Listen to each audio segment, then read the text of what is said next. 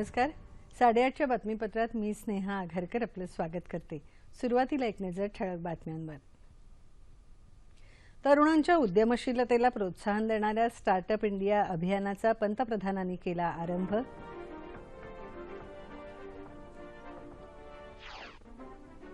राष्ट्रपतींच्या हस्ते यावर्षीच्या पल्स पोलिओ निर्मूलन कार्यक्रमाला सुरुवात.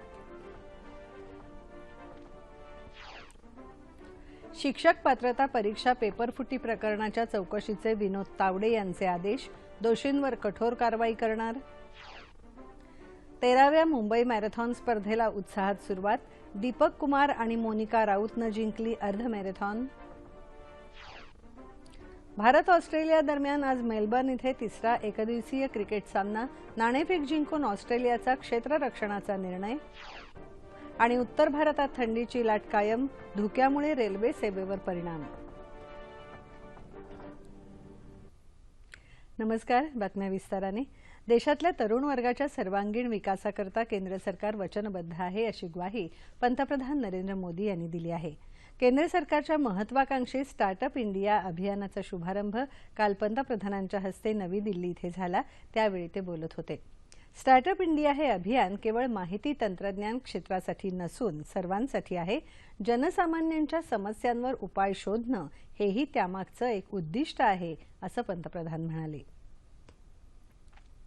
किसी के लिए जो दर्द होता है, जो हमें दुआ देने की ताकत दे या न दे, हमारे भीतर एक ऐसी अवस्था पैदा करती है जो इन लाखों करोड़ों के को दूर करने का कारण बन जाती है और तब स्टार्टअप होता है.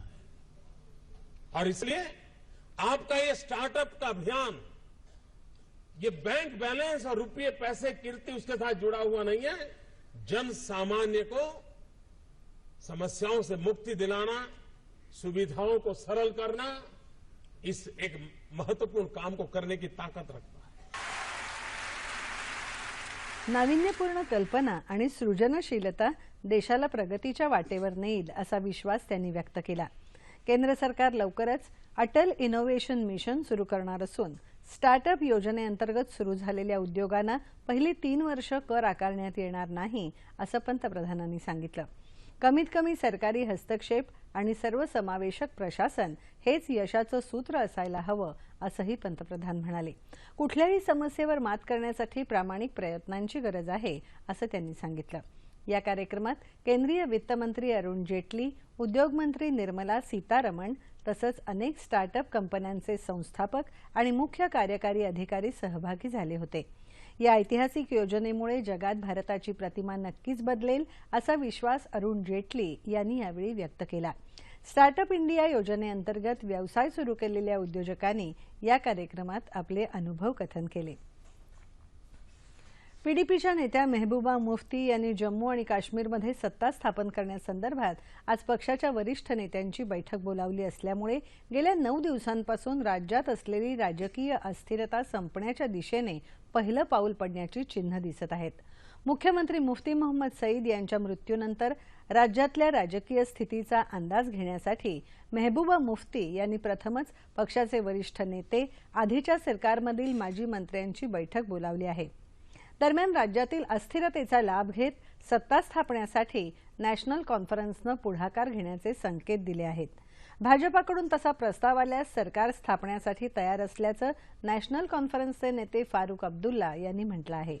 87 सदस्य असलेल्या जम्मू आणि काश्मीर विधानसभेत पीडीपीचे 27, भाजपचे 25 तर नॅशनल कॉन्फरन्सचे 15 सदस्य आहेत.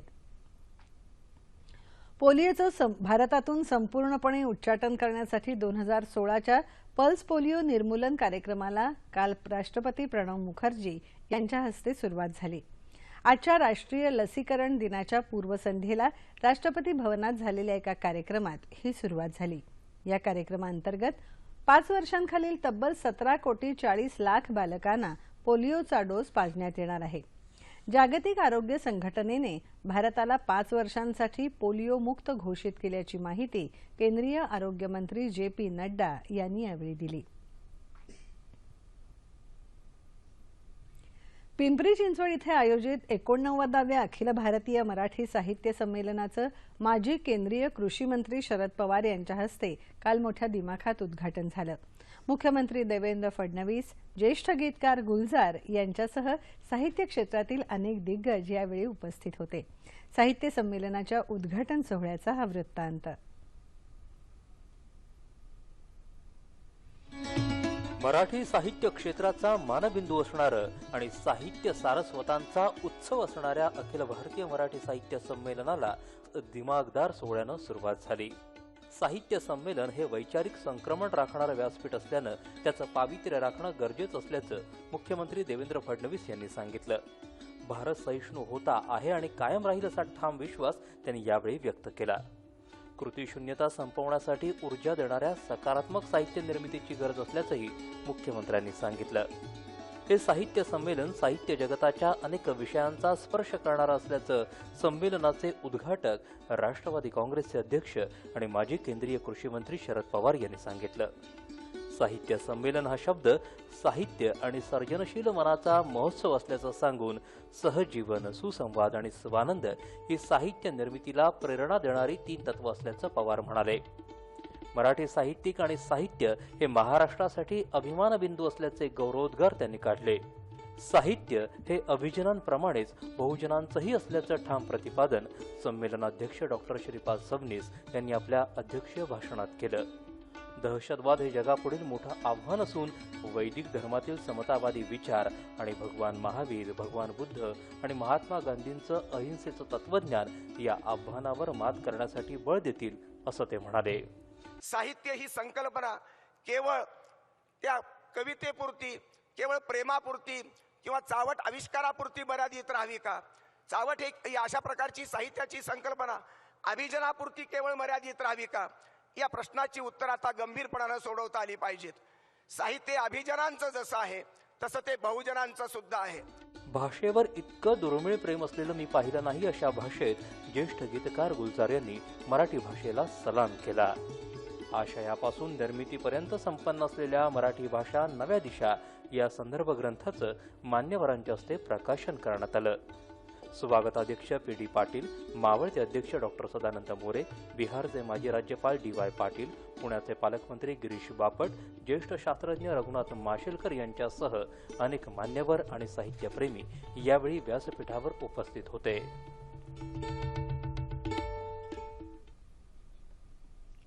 राज्यभरात घेण्यात आलेल्या शिक्षक पात्रता परीक्षेचा पेपर फुटल्याप्रकरणी चौकशी करण्याचे आदेश शिक्षण मंत्री विनोद तावडे यांनी दिले आहेत। ते नागपुरात काल पत्रकारांशी बोलत होते। ही बाब अत्यंत गंभीर असून शिक्षण विभागाचे सचिव नंदकुमार यांना या चौकशीचे आदेश देण्यात आले असून या चौकशीचा अहवाल आल्यानंतर दोषींवर कारवाई करण्यात येईल अशी ग्वाही त्यांनी दिली। दोषी आढळणारी व्यक्ती कितीही मोठी असली तरी त्यांच्यावर कायद्यानुसारच कारवाई करण्यात येईल, तसंच भविष्यात असे प्रकार घडणार नाहीत यासाठी योग्य ती खबरदारी घेण्यात येईल अशी ग्वाही तावडे यांनी यावेळी दिली। यापूर्वी ते चक्की खापा इथे भोसला मिलिटरी शाळेच्या वार्षिक संचलन समारंभात सहभागी झाले। सैनिकी शाळांमधून चांगल्या प्रकारचे विद्यार्थी निर्माण व्हावेत यासाठी अशा शाळांना मोठ्या प्रमाणात निधी उपलब्ध करून देण्यासाठी निश्चित प्रयत्न करू असं आश्वासन तावडे यांनी यावेळी दिलं। पालघर विधानसभा मतदारसंघासाठी 13 फेब्रुवारीला होणाऱ्या पोटनिवडणुकीसाठी शिवसेनेने माजी आमदार कृष्णा घोडा यांचे पुत्र अमित घोडा यांना उमेदवारी दिली आहे। विद्यमान विधानसभेतील सदस्य कृष्णा घोडा यांच्या निधनामुळे रिक्त झालेल्या या जागेसाठी 13 फेब्रुवारीला मतदान तर 16 फेब्रुवारीला मतमोजणी होणार आहे। रस्ता सुरक्षा पंधरवड्यानिमित्त राज्यात विविध कार्यक्रमांचं आयोजन करण्यात आलं आहे। मुंबईत नायगाव इथे रस्ता सुरक्षा दल विद्यार्थ्यांसाठी काल अंतिम संचलन स्पर्धेचं आयोजन केलं होतं। रक्षा सुरक्षा दल आंतरविभागीय संचलनात सहभागी झालेल्या शालेय विद्यार्थ्यांना प्रोत्साहन देण्यासाठी या स्पर्धेचं आयोजन करण्यात आलं होतं।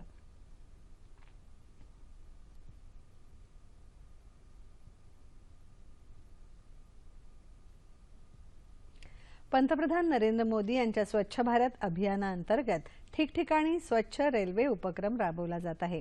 पुणे रेल्वे स्थानकही यात मागे नाही।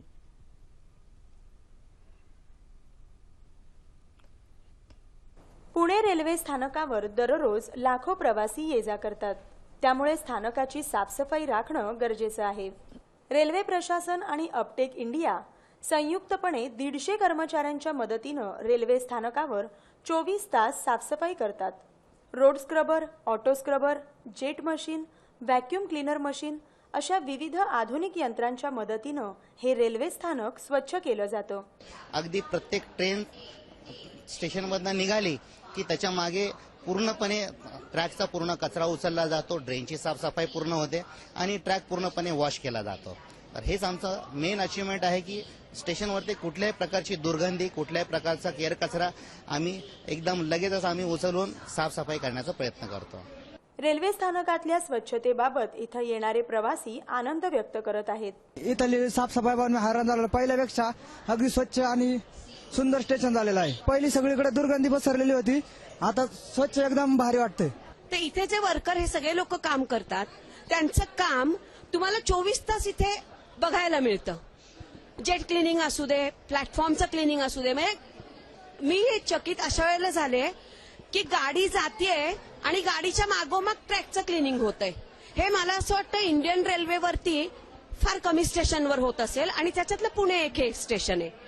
तर त्याच्यामुळे आम्हीच प्रवासी म्हणून पुणे रेल्वे ऍडमिनिस्ट्रेशनचे खूप आभार मानू इच्छितो. पंतप्रधान नरेंद्र मोदी यांच्या स्वच्छ भारत अभियानाला प्रतिसाद देऊन मध्य रेल्वे राज्यभरातल्या विविध स्थानकांवर स्वच्छता मोहीम राबवत आहे. त्याचबरोबर स्वच्छतेबाबत जनजागृती करण्याचंही काम करत आहे. प्रवाशांनीही त्यांना चांगला प्रतिसाद देणं तितकंच गरजेचं आहे. सळसळता उत्साह आणि शारीरिक क्षमतेची सांगड घालणाऱ्या 13व्या मुंबई मॅरेथॉन स्पर्धेला आज पहाटे उत्साहात सुरुवात झाली. वरळी डेअरी इथून सुरू झालेल्या अर्ध मॅरेथॉन स्पर्धेत महिला गटात राज्यातल्या धावपटूंनी बाजी मारली असून मोनिका राऊतने यात प्रथम येण्याचा मान मिळवला.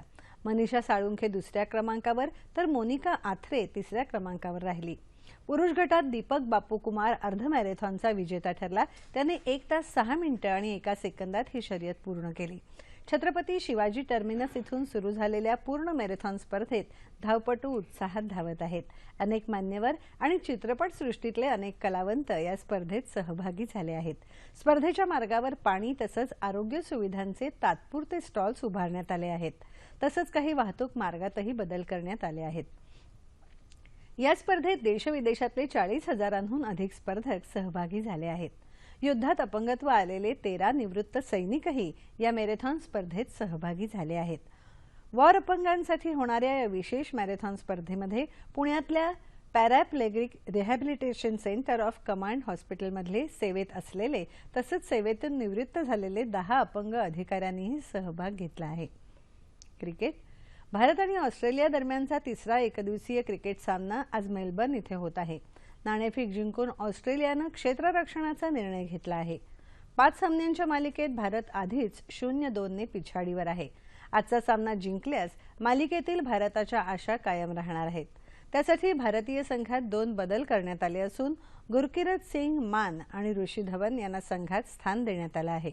दरम्यान ऑस्ट्रेलियात भारतीय संघाची असमाधानकारक कामगिरी होत असली तरी आयसीसी कसोटी मानांकनात 5 वर्षांनंतर भारतीय संघाने अव्वल स्थानावर झेप घेतली आहे. 2011 साली भारताने हे स्थान गमावलं होतं. इंग्लंडने दक्षिण आफ्रिकेचा 3-0 असा धुव्वा उडवल्यानंतर 110 गुण असलेला भारतीय संघ प्रथम स्थानावर तर 109 गुणांसह ऑस्ट्रेलिया दुसऱ्या स्थानावर आला आहे. थंडीची लाट आणि दाट धुक्यामुळे उत्तर भारतातील बहुतांश भागात सामान्य जनजीवन विस्कळीत झालं आहे. धुक्यामुळे 60 रेल्वे गाड्यांच्या फेऱ्या रद्द कराव्या लागल्या आहेत. मात्र नवी दिल्लीतील हवाई सेवा सुरळीत सुरू आहे. राजधानी दिल्लीत कमाल आणि किमान तापमानात 4 अंशांनी घसरण झाली आहे. जम्मू आणि काश्मीरमध्येही पारा घसरला असून कारगिलमध्ये सर्वात कमी तापमानाची नोंद झाली आहे. मध्य महाराष्ट्र, पश्चिम विदर्भ आणि पूर्व विदर्भातल्या काही तुरळक ठिकाणी मेघगर्जनेसह पाऊस पडण्याची शक्यता हवामानशास्त्र विभागाने वर्तवली आहे. या काळात उर्वरित राज्यात हवामान कोरडं राहील. येत्या 24 तासात विदर्भात काही ठिकाणी गारपीट होण्याची शक्यता हवामानशास्त्र विभागाने व्यक्त केली आहे. ठळक बातम्या पुन्हा एकदा. तरुणांच्या उद्यमशीलतेला प्रोत्साहन देणाऱ्या स्टार्टअप इंडिया अभियानाचा पंतप्रधानांनी केला आरंभ. राष्ट्रपतींच्या हस्ते यावर्षीच्या पल्स पोलिओ निर्मूलन कार्यक्रमाला सुरुवात. शिक्षक पात्रता परीक्षा पेपरफुटी प्रकरणाच्या चौकशीचे विनोद तावडे यांचे आदेश. दोषींवर कठोर कारवाई करणार. 13व्या मुंबई मॅरेथॉन स्पर्धेला उत्साहात सुरुवात. दीपक कुमार आणि मोनिका राऊतने जिंकली अर्ध मॅरेथॉन. भारत ऑस्ट्रेलिया दरम्यान आज मेलबर्न इथे तिसरा एकदिवसीय क्रिकेट सामना. नाणेफेक जिंकून ऑस्ट्रेलियाचा क्षेत्ररक्षणाचा निर्णय. आणि उत्तर भारतात थंडीची लाट कायम. धुक्यामुळे रेल्वे सेवेवर परिणाम. याबरोबरच हे बातमीपत्र संपलं. पुन्हा भेटूया दुपारी 2:30 वाजता सह्याद्री वाहिनीवर. नमस्कार.